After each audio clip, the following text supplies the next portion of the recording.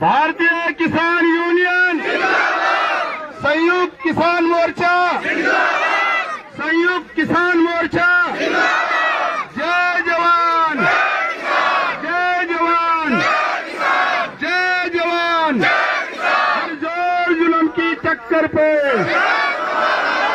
हर जोर जुल्म की टक्कर पे, हर जोर जुल्म की टक्कर पे लड़ेंगे, लड़ेंगे, लड़ेंगे। जमीन हमारे आपकी। किसानों को लेकर कहा है कि बैठे रहो, कोई बात नहीं। इसको लेकर क्या कहना चाहते हैं? आज जो है हमने एक बहुत बड़ी प्रेस कॉन्फ्रेंस बुलाई है और जो कल ग्रीवेंस की जो कमेटी की जो उनकी मीटिंग थी, उसमें जो राव नरवीर जी ने जो बात बोली है, शायद या तो राव नरवीर को किसानों के बारे में पता नहीं है या राव नरवीर साहब जो है कि अहंकार में है। इस बात को बोलने से पहले राव नरवीर जी को किसानों से मिलना चाहिए था। यदि अगर सरकार और प्रशासन ने किसानों के ऊपर लाठी और डंडे का अगर प्रयोग किया, जिस तरीके से राव नरवीर साहब एसपी को ऑर्डर कर रहे थे, तो ये बात हमने भारतीय किसान यूनियन और संयुक्त किसान मोर्चा के संज्ञान में ये बात हमने डाल दी है। किसान सैकड़ों की तादाद में शहादत तो दे सकता है, लेकिन अपने धरना प्रदर्शन से बगैर अपनी मांगों को पूरा करे बिल्कुल जो है कि नहीं हटेगा।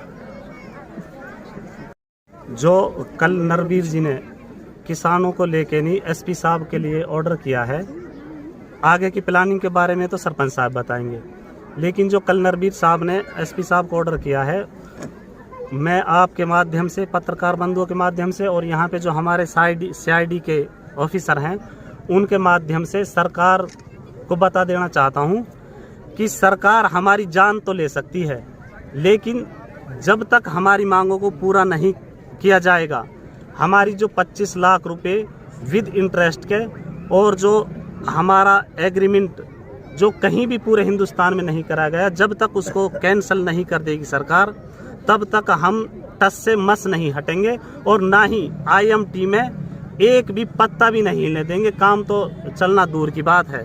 और हम राव नरवीर जी से आपके माध्यम से बता देना चाहते हैं कि अगर आईएमटी में काम चलाना है, पहले हमारे मुद्दों को सुने, समझे और हमारे काम का सॉल्यूशन करे, फिर आगे की जो है वो उसके रणनीति हम आपके माध्यम से हम आपको बताते हैं। अभी राव नरवीर एडीसी साहब से भी बैठक हुई है, एसडीएम साहब से भी मीटिंग हुई है।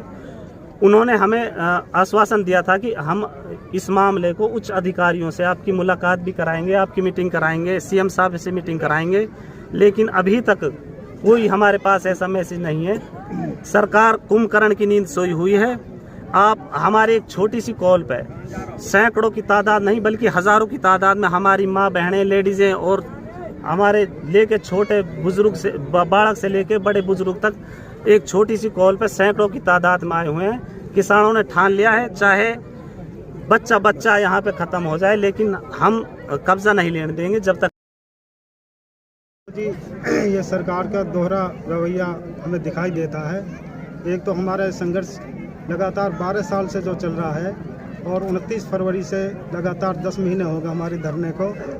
उसके बीच में हमारी सीएम साहब से भी, सैनी साहब से भी मीटिंग हुई है। उन्होंने भी उस आश्वासन दिया था और डीसी साहब से, एडीसी साहब से, सबसे हमारी मीटिंगें हो चुकी हैं, वो आश्वासन दे रहे हैं। और दूसरी तरफ राव नरवीर जो मंत्री है वो इस तरह की भाषा को जो बोल रहा है, तो कुछ इसमें दाल में कुछ काला नज़र आता है। लेकिन स्पष्ट तौर पर सरकार ये समझ ले और सुन ले कि हमारे 9 गाँव की जो ये मुख्य 2 मांगे हैं, पेंडिंग मुआवजा 25 लाख रुपए विद इंटरेस्ट और एग्रीमेंट, जब तक इनको सरकार एग्रीमेंट को कैंसिल नहीं करे और हमारा मुआवजा ना दिया जावे, जब तक हमारे 9 गाँव के लोग यहाँ से टस से मस इस काम को नहीं होने देंगे।